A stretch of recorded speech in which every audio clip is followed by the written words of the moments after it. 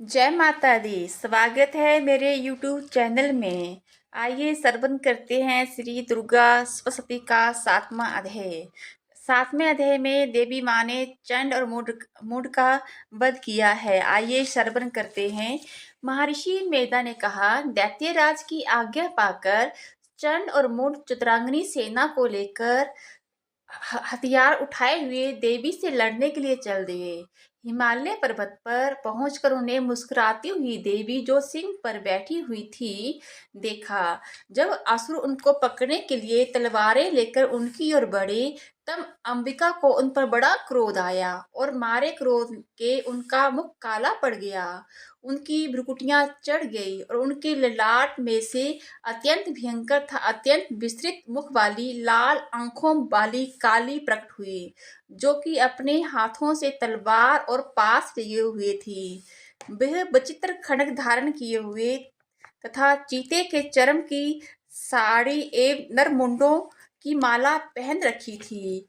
उसका मांस सूखा हुआ था और शरीर केवल हड्डियों का ढांचा था, और जो भयंकर सबसे दिशाओं को पूर्ण कर रही थी।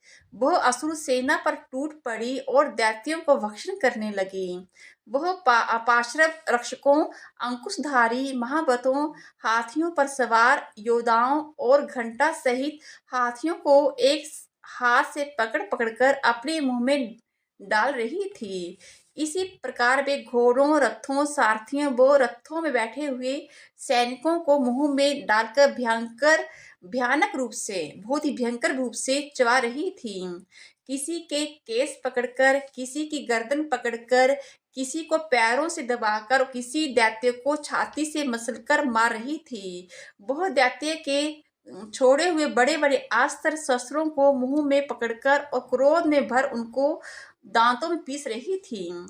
उसने कई बड़े बड़े असुर भक्षण कर डाले, कितनों को रोंद डाला और कितनी उसको मारे भाग गए। कितनों को उसने तलवार से मार डाला, कितनों को अपने दांतों से समाप्त कर दिया। और इस प्रकार से देवी ने क्षण भर में संपूर्ण दैत्य सेना को नष्ट कर दिया। यह देख महापराक्रमी चंड काली देवी की ओर लपका और मूढ़ ने भी देवी पर अपने भयानक बाणों की वर्षा शुरू कर दी और अपने हजारों चक्कर उस पर छोड़े। उस समय वह चमकते हुए बाण व वक्र देवी के मुख में प्रविष्ट हुए इस प्रकार दिख रहे थे, जैसे मानो भू से सूर्यों मेघों की घटा में प्रविष्ट हो रहे हो। इसके बाद भयंकर शब्द के साथ काली ने अत्यंत जोश में भरकर विकट अट्टहास किया।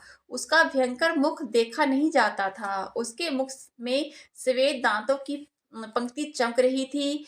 फिर उसने तलवार हाथ में लेकर शब्द कहकर चंड के ऊपर आक्रमण किया और उसके केस पकड़कर उसका सिर काटकर अलग कर दिया।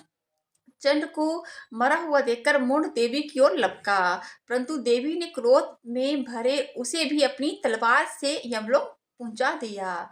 चंड और मूढ़ को मरा हुआ देखकर उसकी बाकी बची हुई सेना वहां से भाग गई। इसके बाद काली चंड और मूढ़ के कटे हुए सिरों को लेकर चंडिका के पास गई और प्रचंड अट्टहास के साथ कहने लगी, हे देवी, चंड और मूढ़ दो महादैत्यों को मारकर तुम्हारी भेंट कर दिया है। अब शुभ और निशुंभ को तुमने स्वयं वध करना है। महर्षि मेधा ने कहा।